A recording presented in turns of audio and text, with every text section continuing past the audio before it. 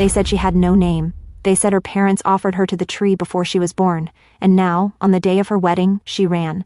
The path was narrow, carved only by goat hooves and forgotten feet. The jungle breathed around her, hot and alive.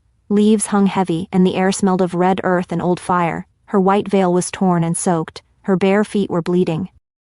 But she didn't stop running. Behind her, drums echoed faintly.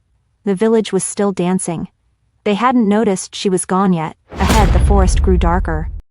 And then she saw it, the banyan, taller than any house, its roots tangled like arms reaching from a grave. Faces were carved into its trunk. Not faces, eyes.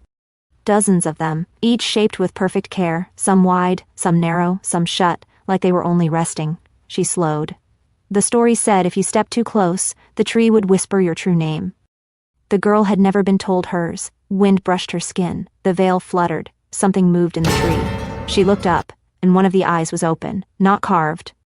Not still, it moved. The eye followed her, slowly, wetly. Her breath caught. Another eye opened, then another, and another. They blinked, one after the other, until the whole trunk seemed to be watching.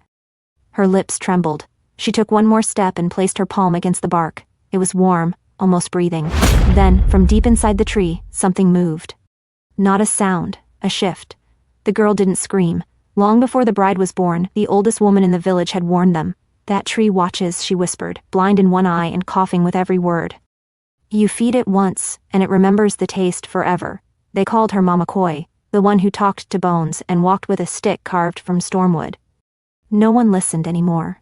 Her hut stood alone on the far edge of the riverbank, filled with things no one dared touch, feathers tied in red string, clay pots sealed with wax, dried hands of birds nailed above her door. When the drums began for the wedding, she did not come out.